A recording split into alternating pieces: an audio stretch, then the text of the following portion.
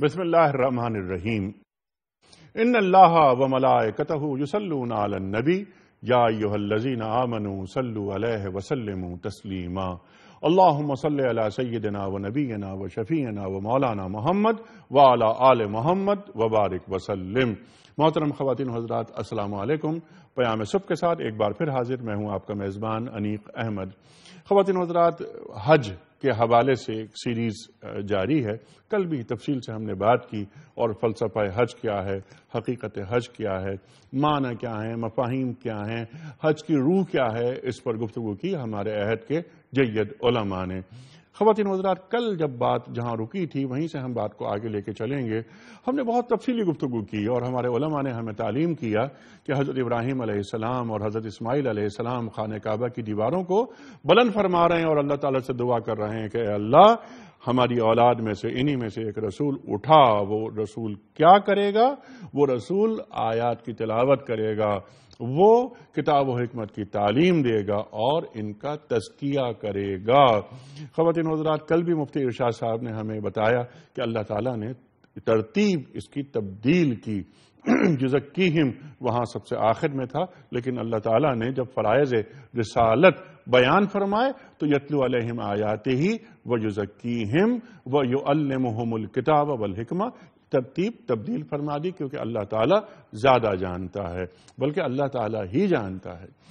خواتین و حضرات، وہاں سے ہم نے بہت ساری باتیں کرتے ہوئے کچھ سوالات رکھے اپنے علماء کی خدمت میں، پھر جوابات آئے۔ کچھ سوالات ہم نے یہاں کراچی کی سڑکوں پر کھڑے ہو کر ریکارڈ کیے تھے، وہ بھی سوالات ہم نے اپنے معزز علماء کی خدمت میں رکھے۔ جو بنیادی گفتگو ہے ہماری، ہم اسی کو لے کر آگے چلیں گے کہ حج کا فلسفہ، مفہوم، حقیقت، مقاصد، اس پر گفتگو ہو رہی ہے، مسلسل رفتہ رفتہ آگے بڑھ رہی ہے۔ آج ہم جو پہلا سوال رکھیں گے وہ سوال یہ رکھیں گے کہ ہمارے علماء ہمیں یہ بتائیں کہ بعثت رسول کریم صلی اللہ علیہ وآلہ وسلم سے قبل، یعنی دور جاہلیت کا حج، اور فتح مکہ کے بعد جو حج ہوئے، سرکار دو عالم صلی اللہ علیہ وآلہ وسلم نے 10 ہجری میں حج ادا فرمایا اور آپ نے پہلا اور آخری حج، دونوں میں زمین آسمان کا فرق ہے۔ تو وہ کیا ہے اور قرآن کریم کی آیات ہمیں کیا بتا رہی ہیں؟ بہت ساری باتیں کل بھی ہوئی تھیں، مثلا یہ کہ یہ کیا کرتے تھے یہ لوگ، یہ مشرکین جب گھر سے نکلتے تو یہ گھر کے صدر دروازے سے نکلتے، لیکن واپس آتے تو پچھواڑے سے گھر میں داخل ہوتے۔ اور بہت سی باتیں ہیں، برہنہ طواف ہوتا تھا، قربانی کے جانور کا جو خون وہ خانہ کعبہ کی دیواروں کو لگایا جاتا تھا۔ مینا میں پہنچتے، وہاں پر قصے، کہانیاں، مشاعرے اور اپنے آباء و اجداد کے بڑے بڑے کارنامے بیان ہوتے تھے۔ تو اللہ تعالیٰ کیا ہمیں ارشاد فرما رہا ہے، کیا درس اور کیا نصیحتیں ہو رہی ہیں، اور کس طرح ہمیں حج کرنا چاہیے، اور توحید خالص توحید خالص توحید خالص، اس پر کل بھی گفتگو ہوئی اور انشاءاللہ تعالی آج بھی ہم بات کریں گے، اور کوشش کریں گے کہ اس کے بعد ہم مناسک پر بات کریں، ہم احرام پر بات کریں کہ احرام یہ 2 چادریں ہم کیوں باندھتے ہیں۔ پھر ہم بات کریں گے کہ تلبیہ، یہ تلبیہ کیا ہے۔ ہم اپنے علماء سے پوچھیں گے، وہ ہمیں یہ بتائیں کہ طواف کی غایت کیا ہے، طواف کی حکمت کیا ہے، صحیح کیوں رکھی گئی ہے۔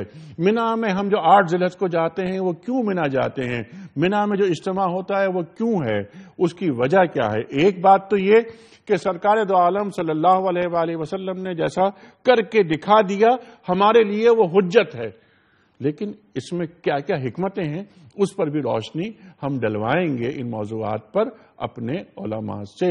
مینا کے بعد پھر عرفات، مزدلفہ، یہ الحج جو عرفہ کہا گیا ہے یہ کیوں کہا گیا ہے، اس تعلق سے باتیں ہوں گی، اور پھر مقاصد حج کیا ہیں اس پر بھی انشاءاللہ بات کریں گے۔ تشریف فرما ہے محترم مفتی ارشاد احمد اعجاز صاحب۔ خواتین حضرات، ممتاز عالم دین، ہمیشہ سیکھتے ہیں ہم مفتی ارشاد احمد اعجاز صاحب سے، صاحب نگاہ، دارالعلوم کراچی سے فارغ التحصیل، جامعہ بن نوری ٹاؤن سے فارغ التحصیل۔ آج اس عہد کے، جدید عہد کے جو جملہ مسائل ہیں جن سے ہم نبرد آزما رہتے ہیں، ان پر گہری نگاہ مفتی ارشاد احمد اعجاز صاحب کی۔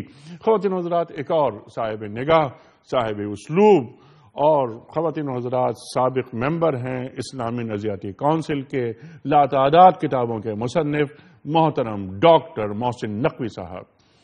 سب آپ سے واقعی بہت معروف، مقبول اور ممتاز نام ہمارے ملک کا، دونوں مہمانوں کو خوش آمدید کہتے ہوئے پروگرام کا آغاز کرنا چاہیں گے اللہ تعالیٰ کے بابرکت نام سے۔ سورہ بقرہ آیت نمبر 197 197۔ اعوذ باللہ من الشیطان الرجیم،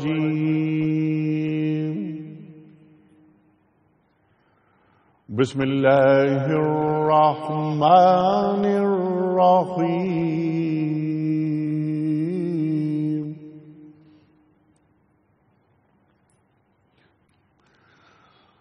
الحج اشہر معلومات،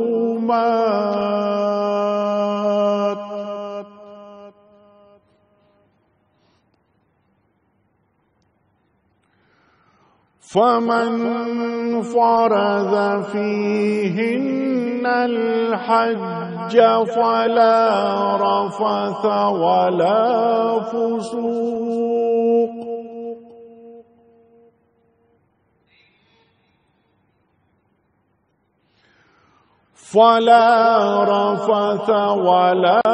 فسوق ولا جدال في الحج،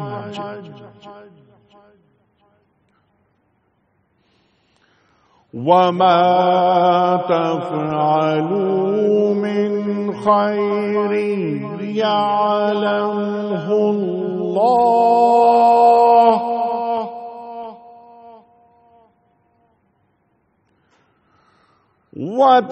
وتزودوا فإن خير الزاد التقوى،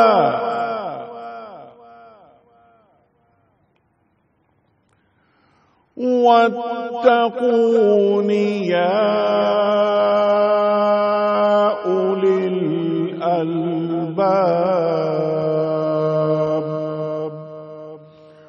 صدق اللہ العظیم۔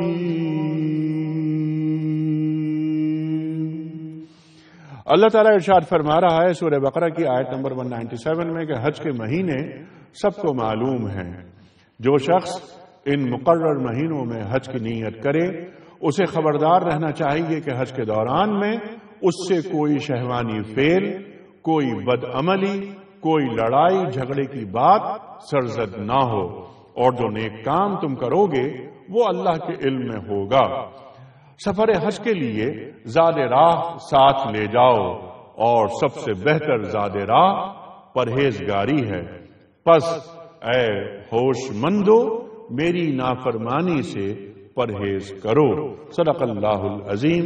خواتین حضرات، اس سے پہلے کہ ہم رکھیں سوال پہلا آج کے پروگرام کا مفتی ارشاد احمد اعجاز صاحب کی خدمت میں، کل جو سوال رکھا تھا کوئز کے حوالے سے ہم نے آپ کی خدمت میں، وہ سوال یہ تھا کہ حج زندگی میں کتنی مرتبہ فرض ہے؟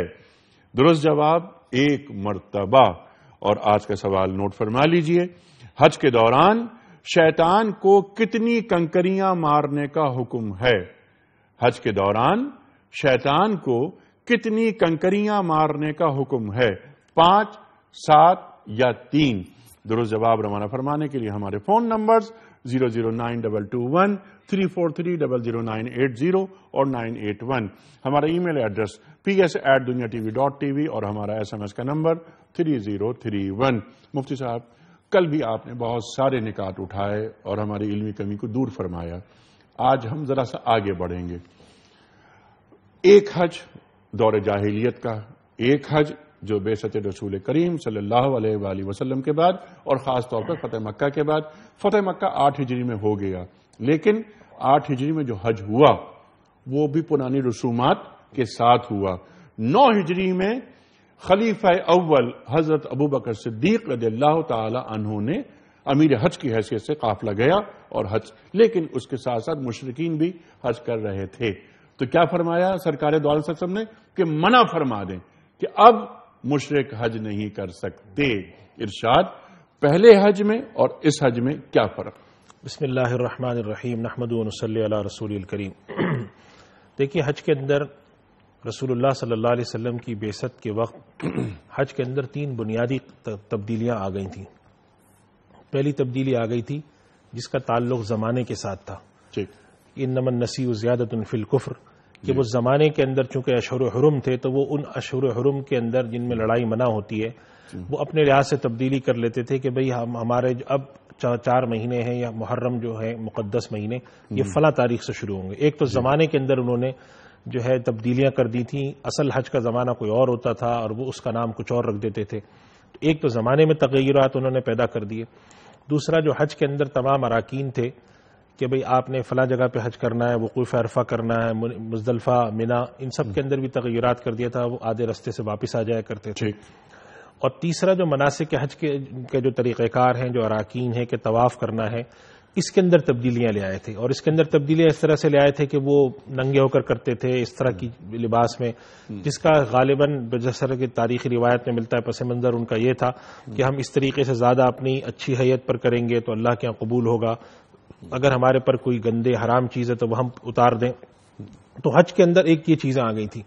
ایک اور کام ان لوگوں نے جو کر رکھا تھا عمومی طور پہ، جو کہ ان کا مزاج تھا، جس کا خاص تعلق حج سے نہیں تھا، وہ یہ تھا کہ انہوں نے کعبۃ اللہ کے اندر مورتیاں لا کے سب رکھ دی تھیں.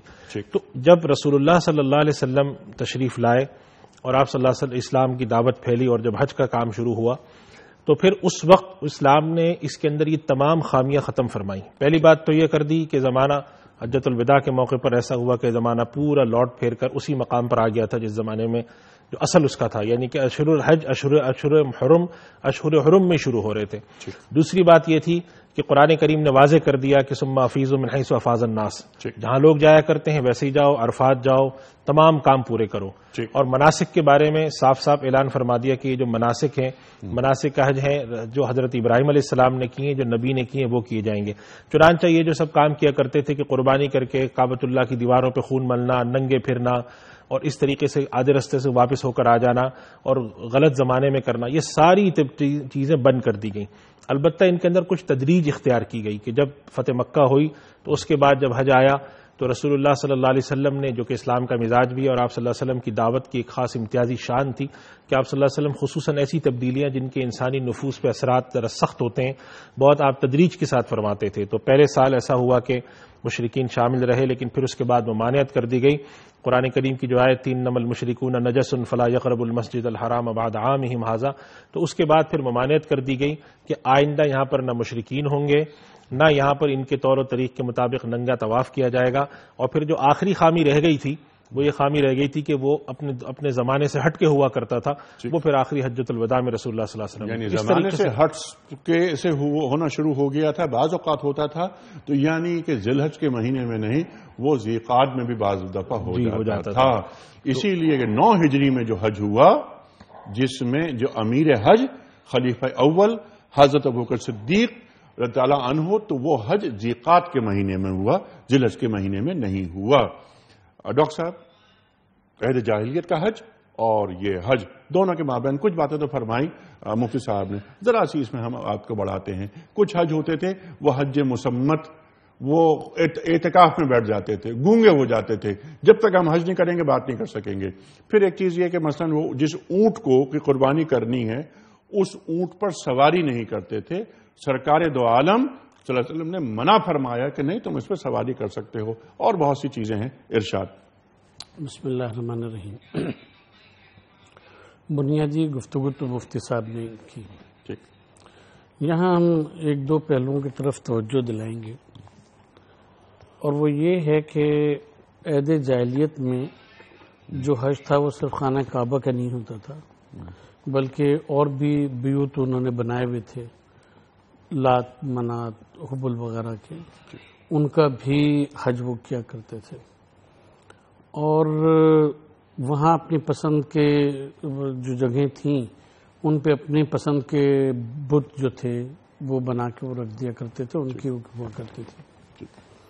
دوسری جو اہم بات ہے وہ یہ ہے کہ وہ جس چیز کا بھی، جس جگہ کا بھی حج کرتے تھے، جس عمارت کا بھی، یوں کہیں گے ہم، خانہ کعبہ سمیت ان کے پوائنٹ آف ویو سے وہ اس عمارت کا یا اس بنا کا حج ہوا کرتا تھا. ٹھیک.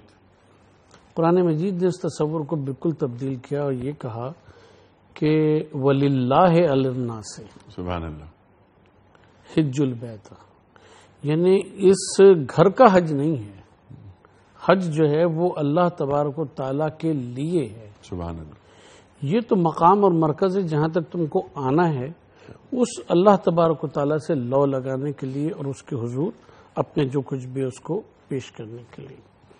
اس میں آپ کو یہ بات عرض کریں کہ اس سے پہلے کا جو آیا مبارکہ کا جملہ ہے وہ بھی ان دونوں حجوں کو ممتاز کرتا ہے. انا اول بیت وضع للناس. آپ دیکھیں کہ عجیب بات ہے، یہ جو وضع کا لفظ ہے یہ رفع کے مقابلے میں عربی میں آتا ہے. وضع اور موضع وہ جگہ ہے کہ جس تک آسانی سے پہنچا جا سکے، اور اس کے ساتھ ساتھ یہ کہ وہ لوگوں کے لیے آسانی سے فائدہ مند ہو. ٹھیک ہے. سب سے پہلا گھر جو بکہ بھی جو ہے یہ یہاں ظرفیت کے لیے ہے کہ بکہ اور مکہ میں فرق یہ ہے کہ مکہ تو مکہ ہے، شہر ہے. بکہ وہ خاص جگہ جہاں خانہ کعبہ بنا ہوا ہے، وہ خاص قطع زمین، وہ بنیادی طور پہ بکہ ہے. تو اب پورا مکہ حرم ہونے کے ساتھ ساتھ اب اس کو اول شہر قرار دے کے، اول جگہ موضع قرار دے کے یہ وہ کر دیا کہ یہ ایکسیسیبل ہے اور تمہارے لیے فائدہ مند ہے. وضع کے لفظ سے یہ بات اللہ تبارک و تعالیٰ نے واضح کر دی، للناس، لوگوں کے لیے. اس کے بعد مبارکن کہا. دیکھیے برکہ کا جو لفظ ہے عربی زبان میں وہ اس لیے آتا ہے جیسے ثبوت الطیر علی الماء، برکہ مانے یعنی پانی چل رہا ہے اور آپ دیکھیں اس کے اوپر پرندہ بیٹھا رہتا ہے، پانی نیچے سے چلتا رہتا ہے، اس کو البرکہ کہتے ہیں. مبارکن کے معنی یہ ہیں کہ ہمیشہ اسی گھر کا اللہ تبارک و تعالیٰ کے لیے حج ہوتا رہے گا اور یہ کبھی بھی مٹنے والا روئے زمین سے نہیں ہے. ٹھیک ہے. اور پھر ہدن للناس، یہ بنیاد ہے کہ جس کو ہم کہہ رہے تھے کہ یہ عہد جاہلیت کے حج میں اور اسلام کے حج میں فرق جو ہے وہ یہ ہے. ایک تو مبارکن کہ صرف یہی جگہ ہے اور جہاں جہاں تم حج کرتے ہو مختلف مواضع پر وہ حج نہیں ہے، حج یہی ہے، اس جگہ کا بکہ کا حج ہے. اور دوسرے یہ ہمیشہ قائم رہے گا، اس کو تم تبدیل نہیں کر سکتے. پھر ہدن للناس، یہاں پہ یہ مصدر استعمال ہوا ہدن للناس، جس کا مطلب یہ ہے کہ یہ باعث ہدایت ہے. ریچولز میں اور ہدایت میں فرق ہے. کیا بات. وہ جتنا بھی حج تھا ان کا جہاں جہاں کا وہ جو کچھ بھی کیا کرتے تھے میں خانہ کعبہ کے، وہ ریچولز ہوا کرتے تھے، اس میں ہدایت کا کوئی بھی پہلو نہیں تھا. اور جب ہم اس کو تفصیل میں جا کے دیکھتے ہیں، جیسے کچھ باتیں آپ نے فرمائیں، کچھ مفتی صاحب نے فرمائیں کہ برہنہ حج کرنا، ہمس ہیں تو ان کا یہ کہ وہ کپڑے پہن کے کریں گے، باقی لوگ جو ہیں وہ ننگے کریں گے، اور اسی صورت سے تالیاں بجانا، سیٹیاں بجانا اور دیگر چیزیں تھیں. اس میں آپ دیکھیں کہ جن چیزوں کو جو وہ خدا جن چیزوں کو مانتے تھے، جن کی وجہ سے ان کا حج کرتے تھے، جن کی وجہ سے قربانیاں کرتے تھے، اس میں آپ کو ہدایت کا کوئی پہلو جو ہے وہ نہیں نظر آئے گا. اور یہاں یہ کہ ہدن للناس، اور اس کی بھی پیک یہ ہے کہ وَلِلَّهِ عَلَى النَّاسِ حِجُّ الْبَيْتِ، کہ وہ پورا کا پورا حج جو ہے ظاہر ہے کہ غیر اللہ کے لیے ہے تو وہ صرف ریچولس ہے، اور اب یہ جو تم کر رہے ہو یہ صرف اللہ تبارک و تعالیٰ کے لیے ہے اور کسی دوسرے کے لیے نہیں ہے. سبحان اللہ، سبحان اللہ. بہت اہم نقطہ سامنے آیا. قرآن کریم ارشاد فرما رہا ہے اس تعلق سے چند باتیں میں چاہتا ہوں کہ اس پہ گفتگو ہو جائے. محدود وقت ہے ہمارے پاس، پھر ہم فوراً آ جائیں گے مناسک پر. یہ فرمائیے کہ جس طرح قرآن فرماتا ہے کہ یہ کیا کرتے تھے کہ اپنے گھر کے جو صدر دروازہ ہے، مین گیٹ، اس سے تو باہر نکلتے تھے حج کرنے کے لیے، واپس یہ پچھواڑے سے آتے تھے، دیوار کود کر داخل ہوتے تھے. یہ کیوں کرتے تھے وہ؟ دیکھیے ان لوگوں کے یہاں جو بہت ساری رسومات آ گئی تھیں کہ جس کے اندر یہ چیزیں داخل تھیں، اور کچھ لوگوں کو ایک خاص طریقے سے طواف کرنا، کچھ کپڑے پہنے کچھ کپڑے نہ پہنے، اس طریقے سے ایک یہ بھی تصور ان لوگوں کے آتا کہ ہم اگلے دروازے سے نکل کے جائیں گے اور پیچھے دروازے سے نکل کے آئیں گے. اللہ سبحانہ و تعالیٰ نے اور رسول اللہ صلی اللہ علیہ وسلم نے آ کر ان ساری چیزوں کو جن کا تعلق رسومات سے ہے، جن کا تعلق عبادات سے نہیں ہے، یا ان کے یہاں رائج غلط چیزوں سے ہے. ایک تو رسم وہ ہوتی ہے کہ ایک عبادت ہے، عبادت کی شکل برقرار رہتی ہے لیکن روح اٹھ جاتی ہے. ایک تو رسم یہ ہوتی ہے. ایک رسم یہ ہوتی ہے کہ لوگوں نے ایجاد بندہ ہوتی ہے، وہ تو ایجاد بندہ چیزیں تھیں وہ انہوں نے اس کے اندر ڈال دیں، اور اس کو پھر وہ مقام اور منصب اور درجہ دینے لگے کہ بھئی یہ ایک بہت بڑا کام ہے. تو اللہ سبحانہ و تعالیٰ نے ان تمام چیزوں کے بارے میں قرآن کریم میں واضح ارشاد فرما دیا، رسول اللہ صلی اللہ علیہ وسلم نے واضح تعلیمات فرما دی کہ پہلی بات تو یہ ہے کہ یہ بالکل ایک ایسی عبادت ہے کہ جس کے اندر کسی قسم کا تغیر اور تبدل اور ایجاد بندہ کچھ نہیں ہو سکتی، اور دوسری بات یہ ہے کہ جو طریقہ اللہ سبحانہ و تعالیٰ نے متعین فرمایا اس سے ہٹ کر جو چیزیں اس میں داخل کر دی گئی ہیں وہ سب مردود ہیں اور اس کا حصہ نہیں ہے۔ لہذا جب رسول اللہ صلی اللہ علیہ وسلم نے فتح مکہ کے بعد اگر آپ ان کی آپ صلی اللہ علیہ وسلم کی 2-3 سال آپ ملاحظہ فرماتے ہیں تو آپ کو معلوم ہوگا کہ حج بیت اللہ کے طواف، اس کے اندر لوگوں کے داخلے اور اس سے متعلقہ عبادات، مناسک، ان سب کی تطہیر پر وقت لگا، اور آخر میں آپ صلی اللہ علیہ وسلم نے جب خود حجۃ الوداع فرمایا تو تمام جو خرابیاں تھیں، خامیاں تھیں اور اس قسم کی رسومات اور لغویات چیزوں کو جو انہوں نے دین کا حصہ بنا کر اس کو اپنے رائج کیا ہوا تھا، ان سب سے پاک کر کے اس کو ظاہری طور پر، اس کو باطنی طور پہ، روحانی، مانوی، ہر طریقے سے پاک کر دیا تھا۔ جی سبحان اللہ، سبحان اللہ۔ جی آپ بات کا اضافہ مولانا کی بات میں کریں، وہ یہ کہ کیونکہ ان کا تصور یہ تھا کہ کپڑے بھی اس لیے اتارتے تھے طواف کے وقت کہ جو کچھ میل کچیل ہے وہ ہم باہر چھوڑ کے جائیں اور خانہ کعبہ کے اندر نہ جائیں۔ اچھا، کچھ لوگ ایسے تھے جو چپلیں پہن کے اندر مطاف میں چلے جاتے تھے طواف کرنے، یہ تک تھا، لیکن ایک طرف یہ بات تھی۔ تو جب یہ لوگ گھر سے نکلتے تھے، عموماً جو مکہ کے حوالی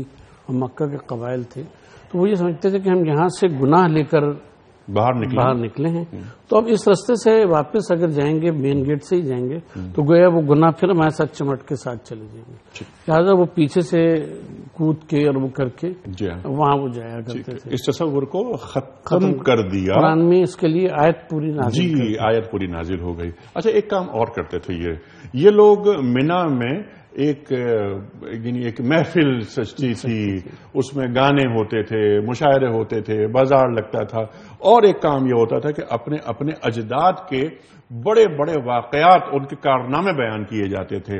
ارشاد۔ اب دیکھیں اس پہ بھی آپ دیکھیں یہ اتنی اہم بات ہے کہ اس پہ قرآن مجید کی آیت ہوتی ہے، تم یہ نہ کرو بلکہ اللہ تبارک و تعالیٰ کا استاد ذکر کیا کرو۔ ابھی سے ہم یہ بات کہیں کہ جیسے سب معلقات آپ لے لیے، جو عربی ادب کا شاہکار سمجھا جاتا ہے، اس میں جتنی پورنوگرافی ہے کلاسیکل ادب میں ایسا آپ کو کم ملے گا، ٹھیک، اور وہی جو ان میں انہوں نے گویا کہ اپنے کارنامے بیان کیے ہیں، لغو اور بیہودہ، سمجھ لیے۔ اچھا، پھر کیا ہوتا تھا کہ کارنامے کس طرح سے ہوتے تھے کہ دوسرے قبیلے کو تباہ کر دیا، جنگ کی، اس کا زن بچہ سب کٹوا ڈالا اور یہ کیا وہ کیا، یعنی وہ حمیت جاہلیت کو ابھارنا اور ایک دوسرے کے مقابلے میں اپنے آبا و اجداد کے وہ کارنامے، ان کو کارناموں کے طور پہ بیان کرنا کہ جس کو اسلام نے مذموم قرار دیا ہے، وہ ان کے کارنامے ہوتے تھے۔ تو لہٰذا وہ محفلیں جب جمتی تھیں تو اللہ تبارک تعالیٰ یہ فرماتا ہے کہ جب تم اس اتنے اہم کام سے جو للہ علی الناس ہے، جب تم اس میں وہ کرو تو پھر تمہارے جو پورا وہ ہے زندگی بدلنی چاہیے۔ اب بیٹھ کے اگر بات کرو تو وہ بھی اللہ اور اس کے رسول کی بات ہونی چاہیے، ذکر جو ہے وہ اللہ تبارک و تعالیٰ کا ذکر ہونا چاہیے، اس کے احکام کا ذکر ہونا چاہیے۔ یہ صرف یا اللہ یا اللہ یا رحمان یا رحمان والا ذکر نہیں ہے، یہ ذکر کا مطلب یہ ہے کہ اللہ کے احکام کو دہرانا اور اس کی طرف واپس پلٹنا، یہ ذکر ہے۔ سبحان اللہ، سبحان اللہ، سبحان اللہ، جس کو قرآن مجید نے کہا کہ اللہ تعالیٰ کا ذکر کیا کرو۔ ٹھیک ہے، جس طرح تم اپنے اجداد کا ذکر کرتے ہو بلکہ اس سے بھی زیادہ کرو، قرآن کریم ارشاد فرما رہا ہے نا مفتی صاحب۔ اچھا، اب میں چاہتا ہوں کچھ سوالات جو ہم نے یہاں کھڑے ہو کر سڑکوں پر ریکارڈ کیے وہ دکھائیں، پھر ہم فوراً آ جائیں گے مناسک پر، ہم کچھ باتیں کروائیں گے آپ سے، سیکھیں گے آپ سے کہ یہ تلبیہ کیا ہوتا ہے۔ لبیک اللہم لبیک، لبیک لا شریک لک لبیک، ان الحمد والنعمت لک والملک لا شریک لک، یہ کیا ہے اور یہ پکار کس کی ہے اور میں کیوں حاضر ہوتا ہوں، احرام کی 2 چادریں میں کیوں باندھتا ہوں، پھر یہ طواف، پھر یہ سعی، پھر یہ منا کو روانگی 8 ذی الحج کو، پھر میں آپ کی منا، ان کے کیا کیا اس میں حکمتیں ہیں، پھر منا کے بعد پھر طواف، وقوف عرفات، اس پہ کچھ بات کریں گے، پھر ہم کچھ بات کریں گے مزدلفہ پر، مشعر حرام پر، پھر رمی، نہر اور حلق اور طواف زیارت، اس پہ یہ بات کریں گے، لیکن پہلے کچھ سوالات۔ جی جناب والا دکھائیے۔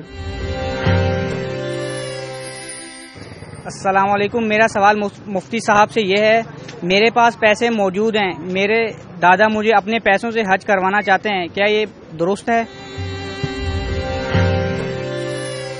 سوال سمجھ گئے؟ جی میں سوال جو سمجھاؤں یہ کہ یہ خود بھی صاحب استطاعت ہیں، ٹھیک، مگر ان کے دادا ان کو اپنے پیسے پہ لے جانا چاہتے ہیں، ٹھیک، اس میں شرعاً کوئی حرج نہیں ہے۔ اگر ایک آدمی اگر حج پہ جا رہا ہے اور کوئی لے جانا چاہتے ہیں اور دادا تو بہرحال ان کا خون کا رشتہ ہے، اگر کوئی اجنبی بھی ان کو لے جاتا ہے اپنے پیسے پہ حلال طیب مال پہ، تو آدمی خود اپنے پیسے سے بھی حج کر سکتا ہے اور کسی دوسرے کے پیسے سے بھی حج کر سکتا ہے۔ اچھا، یعنی ہر چند کے وہ صاحب استطاعت ہو۔ جی ہاں، بالکل بالکل کر سکتا ہے، اور یہ تو ایک معمول رہا بھی ہے کہ جس طرح سے یہ جو اس زمانے میں بھی حکمرات ہیں اور آج بھی بہت سارے دنیا سے بہت سارے حجاج کرام کو اپنے خرچے پر بلاتے ہیں، اور ان میں سے بہت سارے لوگ صاحب استطاعت ہوتے ہیں، کسی نے منع نہیں کیا ہے۔ ٹھیک ہے، اگر ان کے دادا اپنے پیسے سے حج کروانا چاہیں تو پوتے کو حج کروا سکتے ہیں۔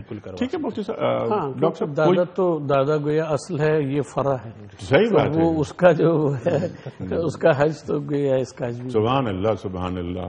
اور مجھے جو بات فرمائی نا کہ دادا اور وہ اصل ہیں، یہ فرع، تو مجھے تو غزوہ حنین کا وہ رجز یاد آتا ہے جو فرما رہے ہیں سرکار دو عالم صلی اللہ علیہ وآلہ وسلم کہ انا نبی لا کذب انا نبی انا ابن عبد المطلب انا النبی لا کذب انا ابن عبد المطلب، جی، کہ میں کس کا بیٹا ہوں؟ میں عبد المطلب کا بیٹا ہوں اور میں جھوٹا نبی نہیں ہوں، صلی اللہ علیہ وسلم فرما رہے ہیں یہ۔ اللہ اکبر، اللہ اکبر۔ اگلا سوال لیتے ہیں۔ میرے والدین کمزور ہے، اس کی وجہ سے وہ آج پہلے جا نہیں سکتے، کیا وہ کسی کو پیسے دے کر دوسرے کو آج پہلے جانے کی اجازت دے سکتے؟ آپ سمجھ گئے؟ جی غالباً یہ میرے والدین کمزور ہیں، یعنی ناتواں ہیں، ضعیف ہیں، وہ نہیں جا سکتے، تو کیا وہ اپنی جگہ کسی اور کو حج پہ بھجوا دیں؟ جی غالباً یہ حج بدل کی بات کر جی رہے ہیں۔ شاید یہی وجہ۔ حج بدل کرا سکتے ہیں، شرعاً بالکل کرانا جائز ہے، اور کسی ایسے شخص کو کرائیں جس نے اپنا پہلے حج کر لیا ہو، ٹھیک، زیادہ بہتر ہے، اور وہ اس کو پیسے دے دیں، اس کے سارے اخراجات اٹھائیں تو وہ جا کے ان کی طرف سے حج کر سکتا ہے، اسے ہم حج بدل کہتے ہیں، تو ٹھیک ہے، اس کی شرعاً گنجائش۔ اچھا ایک سوال اور لے لیتے ہیں کم از کم، اس کے بعد ہم آگے بڑھیں گے۔ جی اگلا سوال دکھائیے گا۔ السلام علیکم مفتی صاحب، میرا سوال یہ ہے کہ جو شیطان کو کنکری ماری جاتی ہے پلر پہ، وہ پلر پہ نہ لگے کنکری اور کنکری نیچے گر جائے، تو کنکری ساتھ میں اس میں شیطان کی کنکری مارنے میں شامل ہوگی، شمار ہوگی یا نہیں ہوگی؟ جی مفتی صاحب، چھوٹی سی انہوں نے پلر کے ساتھ ایک چھوٹی سی کنارے پہ حوضی سی بنائی ہوئی، جی بنائی، بس اس کے اندر جانی چاہیے کنکری۔ اچھا، اگر آپ نے کنکری ایسے ماری ہے، بعض دفعہ لوگ اس طرح سے مارتے ہیں دور سے کہ وہ کنکری جو ہے نا اس سے باہر گر جاتی ہے، اچھا یا کنکری جو ہے نا اتنی تیز مارتے ہیں کہ وہ سامنے سے اس طرف کے بجائے اس طرف چلی جاتی ہے، اچھا، تو وہ صورتیں غلط ہیں۔ لیکن اگر وہ اس طرح سے کنکری مارتے ہیں کہ اس پہ پھینکتے ہیں اور وہ جا کر اسی میں گر جاتی ہے، اچھا، پھر کنکری ادا ہو جاتی ہے، تو وہ ہو جاتی ہے، رمی ہو جاتی، رمی ہو جاتی ہے۔ ٹھیک ہے، اچھا، اس احاطے کے اندر گرنی چاہیے، اس کے لگنا ضروری نہیں۔ اس احاطے میں گرنی چاہیے، لگنا ضروری نہیں، ٹھیک ہے۔ اچھا اب ڈاکٹر صاحب ذرا ہم چلتے ہیں بات مناسک پر کچھ بات کر لیتے ہیں، لیکن مناسک کی بات کرنے سے قبل یہ احرام کی جو دو چادریں ہیں، ذرا اس پر میں چاہتا ہوں کہ روشنی آپ ڈالیے اور جو تلبیہ ہے اس پر گفتگو فرمائیے آپ دونوں حضرات۔ دیکھیے احرام کا جو مادہ ہے وہ تو حرامین ہے، ٹھیک، جس میں کہ بچنے کا مفہوم اور سیانت کا دونوں مفہوم شامل ہیں اس میں۔ احرام جو ہے وہ بنیادی طور کے اوپر آپ کے اوپر کچھ پابندیوں کو عائد کرتا ہے کہ جہاں آپ ان برائیوں میں نہیں داخل ہو سکتے اور نہ آپ اس کو دوسری صورت سے آپ اپنے تک اس کو آنے دیں، یہ تو احرام کا گویا لفظی مفہوم یہ ہو گیا۔ اور یہ دو چادریں بنیادی طور کے اوپر اگر انسان اس کو غور کرے، اور جو علماء نے کہا بھی، اور جب وہاں ہوتے ہیں حج کے دوران تو لگتا ہے کہ یہ بنیادی طور کے اوپر کفن ہے انسان کا، جہاں سے انسان کی گویا کہ اب ایک نئی زندگی کو شروع ہونا ہے۔ وہ جو نبی پاک صلی اللہ علیہ وسلم کی حدیث ہے کہ جو حج کو اپنے اس کے ساتھ مکمل کر لیتا ہے، گویا ایسا ہے کہ بطن مادر سے ابھی پیدا ہوا۔ تو گویا احرام ایک علامت ہے اس کی کہ اب آپ کی نئی زندگی جو ہے وہ شروع ہونے والی ہے۔ یہ دنیاوی زندگی اب آپ کی ایک ختم ہو گئی، اب آپ ایک نئی زندگی میں داخل ہوں گے، اور آپ یہ سمجھ لیں کہ آپ نے احرام باندھ لیا ہے، اور اب وہ حشر کا موقع آنے والا ہے کہ جب سب ایک ہی طرح سے اللہ تبارک و تعالیٰ کے حضور حاضر ہوں گے۔ ٹھیک ہے، تو اب وہ جب پہن لیتے ہیں تو پھر چیزیں جو ہیں وہ بہت ساری چیزیں جو ہے وہ جو حالت احرام میں جائز نہیں ہیں وہ ناجائز ہو جاتی ہیں. ان تک پہنچنا، اس کو اپروچ کرنا جائز نہیں ہوتا.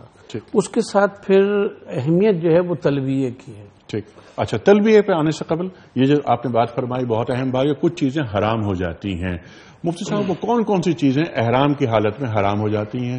چند چیزیں ہوتی ہیں، ذرا ارشاد فرمائیں. دیکھیے، احرام کی جیسے ڈاکٹر صاحب نے بات فرمائی، احرام کی ایک صورت ہے، 2 چادریں، اور ایک اس کی معنویت ہے. معنویت کا مطلب ہے کہ جب انسان ایک خاص جملہ ادا کر دیتا ہے اور وہ اے اللہ میں عمرے کی نیت کر رہا ہوں یا حج کی نیت جو بھی کر رہا ہوں اس کو، تو پھر اس کے بعد جو ہے وہ لبیک اللہم لبیک کہہ کر اپنے اس احرام میں داخل ہو جاتا ہے. اب اس کی معنوی پابندیاں جو ہیں وہ یہ ہو جاتی ہیں کہ وہ سلا ہوا لباس نہیں پہن سکتا. اور سلے ہوئے لباس کا مطلب یہ ہے کہ جسم کی حیت پہ سلا ہوا. اگر چادر آپس میں سلی ہوئی ہوتی ہیں، بعض دفعہ لوگ اس میں اشتباہ کرتے ہیں، خیر وہ جزوی تفصیلات ہیں، وہ آپ کو کتابوں میں مل جاتی ہیں. جسم کی حیت پہ بنا ہوا لباس نہیں پہنے گا، سر کو نہیں ڈھکے گا، خوشبو کا استعمال نہیں کرے گا. یہ وہ چیزیں جو کہ حلال چیزیں، ان کی ممانعت ہو جاتی ہے کہ شکار نہیں کرے گا. اور وہ جو چیزیں حرام ہیں وہ تو خیر ہیں ہی ہیں، ان سے تو بچنا خیر لازم ہے ہی ہے. یہ بھی چیزیں ہیں، اور پھر اور بھی جو اس کے شہوانی تعلقات ہیں، ازواجی تعلقات ہیں، اس سے بچے گا. یہ ساری چیزیں اس پابندی کے اندر اس کو ڈال دیتی ہیں.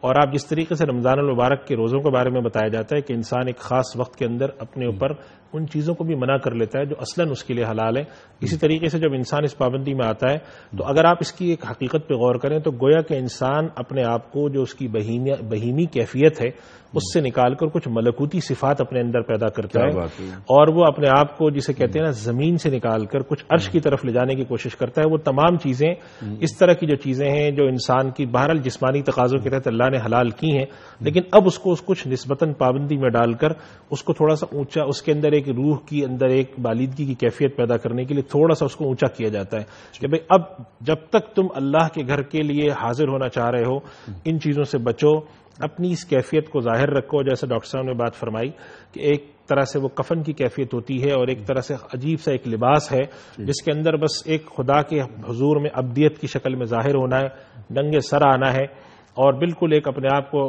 ایک عاجز، اس کا تابع اور اس طریقے سے ظاہر کرنا ہے، اور یہ کہنا ہے کہ اللہ جو تو نے حرام کیا وہ حرام ہے، جو تو نے حلال کیا وہ حلال ہے، جو تو کہے گا وہ صحیح ہے، جس کو تو منع کر دے بس میں تو تیری بات مانتا ہوں، تیرے آگے اپنا سر جھکاتا ہوں. یہ کیفیت انسان کے اندر معنوی طور پہ تو خیر ہونی ہی چاہیے، لیکن کچھ اس کی ظاہری علامات رکھی گئی ہیں. احرام کی صورت اس سے تعبیر ہے، اور اسی وجہ سے جب رسول اللہ صلی اللہ علیہ وسلم نے احرام کے اندر، اور یہ قرآن کریم میں جو ارشاد فرمایا گیا کہ فلا رفث ولا فسوق ولا جدال فی الحج، اس کا مطالبہ اس لیے بھی کیا گیا ہے کہ بھئی یہ سب چیزیں تو انسان کو ویسے ہی چھوڑنی چاہیے، لیکن جب تم بارگاہ الہی میں حاضر ہونے کے لیے آ رہے ہو اور اپنے ایک لباس پہنے ہوئے ہو، اور یہ لباس وہ انداز وہ ہے جو کہ انبیاء تمہیں تعلیم کر کے گئے ہیں دنیا سے، اور اب بھی اگر تم یہ حرکتیں کرتے ہو تو پھر کیا ضرورت ہے تمہیں یہاں آنے کی؟ اللہ کے پاس تم آئے تو رمضان میں جیسے فرمائے گا تم دن بھر روزہ رکھا اور لڑائی جھگڑا کیا تو ایسا رہے جیسے کہ بھوکے پیاسے رہے.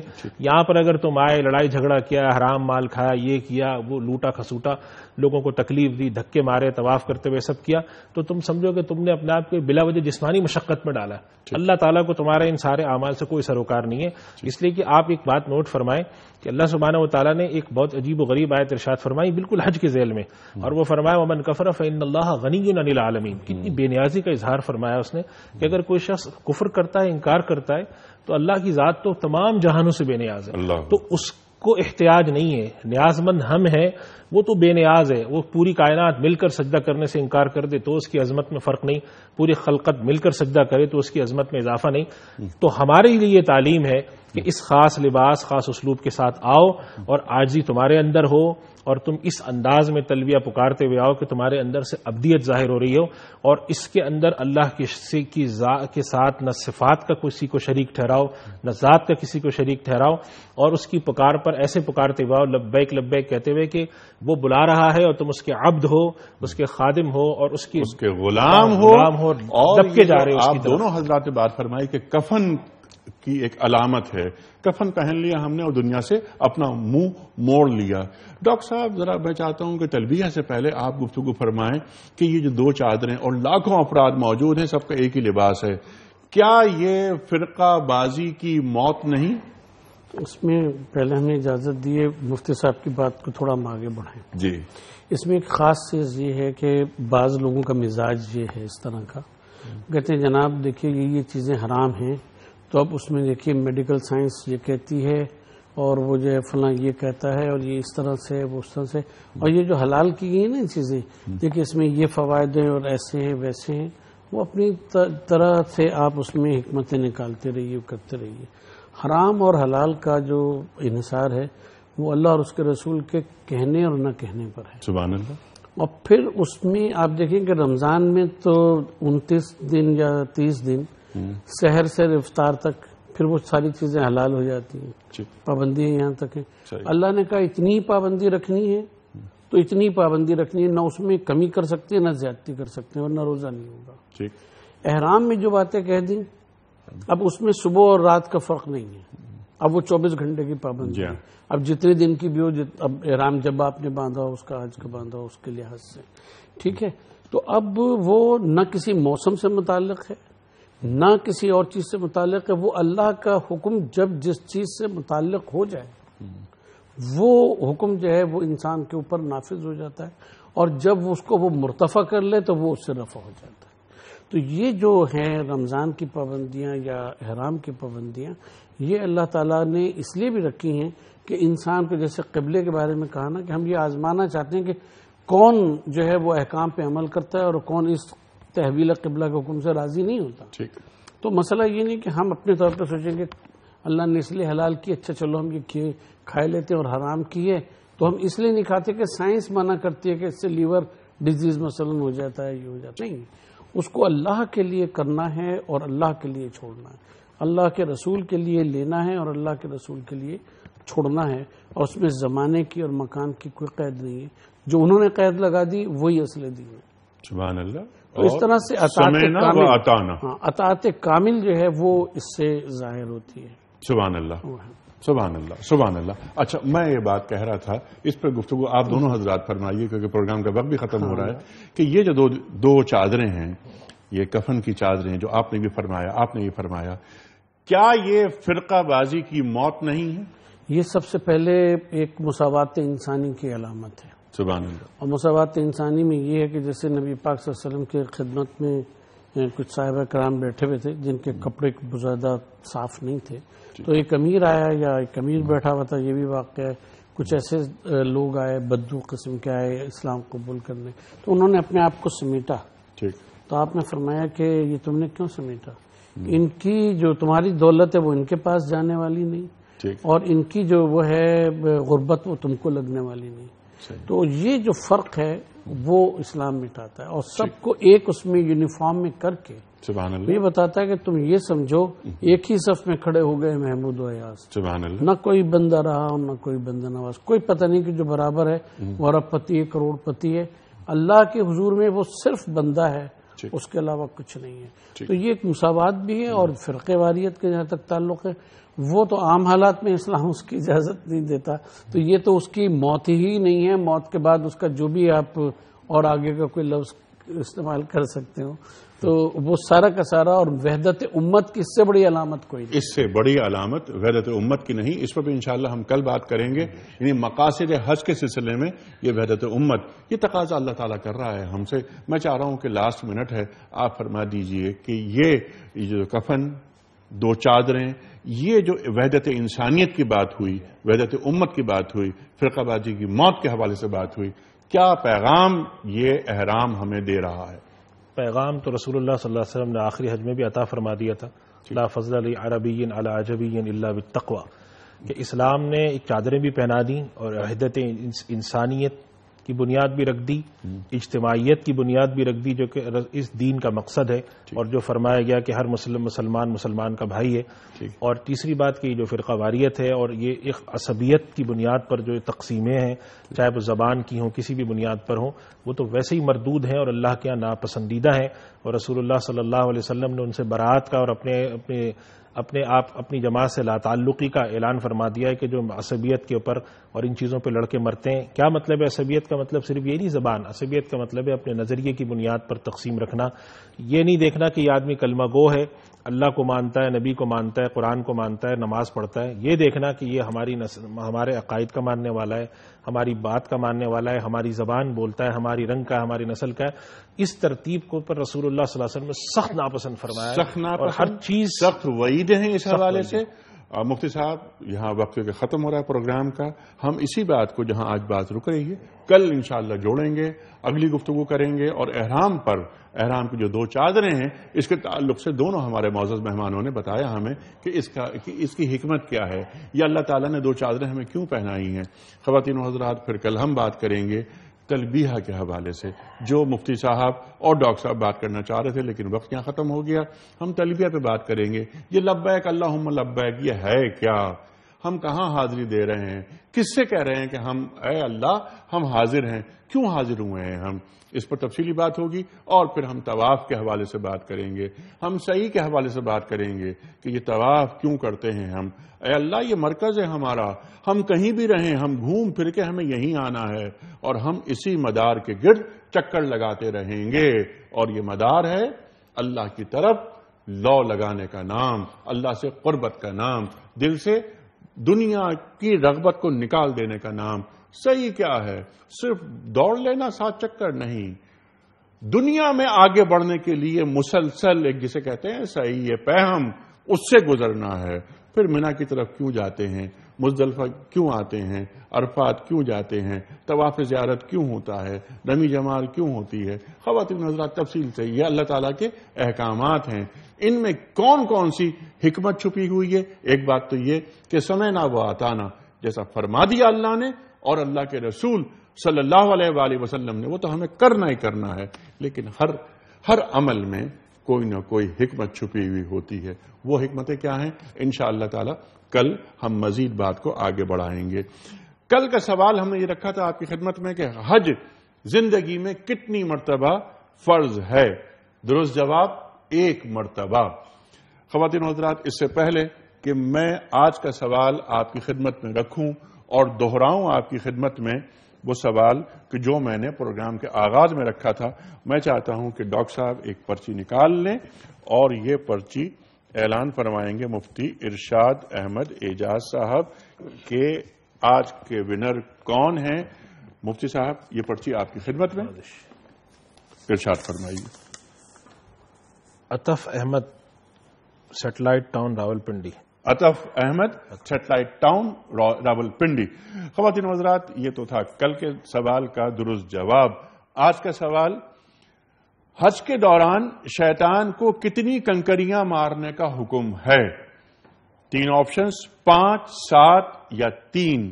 صحیح جواب روانہ فرمانے کے لیے ہمارے فون نمبرز 009221343000980 اور 981، ہمارا ای میل ایڈریس ps@dunyatv.tv اور ہمارا SMS کا نمبر 3031۔ خواتین و حضرات، پروگرام کا اختتام ہوتا ہے آج کی بات پر اور قول ہوتا ہے صاحب نہج البلاغہ امیر المومنین حضرت علی مرتضیٰ کرم اللہ وجہہ کا۔ آپ فرماتے ہیں، اور سبحان اللہ کیا قول، کہ جس شخص میں حیا نہیں ہوتی اس میں خیر اور خوبی نہیں ہوتی، جس شخص میں حیا نہیں ہوتی اس میں خیر اور خوبی نہیں ہوتی۔ خواتین و حضرات، کل تک کے لیے انیق احمد کو اجازت، اور آج جہاں بات رکی ہے وہیں سے ہم بات آگے بڑھائیں گے، اور یہ جو سیریز ہے حج کے حوالے سے یہ مسلسل آگے بڑھتی رہے گی۔ اور ایک بات مزید میں آپ کی خدمت میں عرض کروں کہ ہفتے کا دن جو سوال جواب کا دن ہوتا ہے، ہم ہفتے کے دن سوال و جواب صرف اور صرف عید الاضحیٰ کے حوالے سے رکھیں گے۔ قربانی کے مسائل، حج کے مسائل، اس پر گفتگو ہوگی ہفتے والے دن۔ کل تک کے لیے انیق احمد کو اجازت، خدا حافظ۔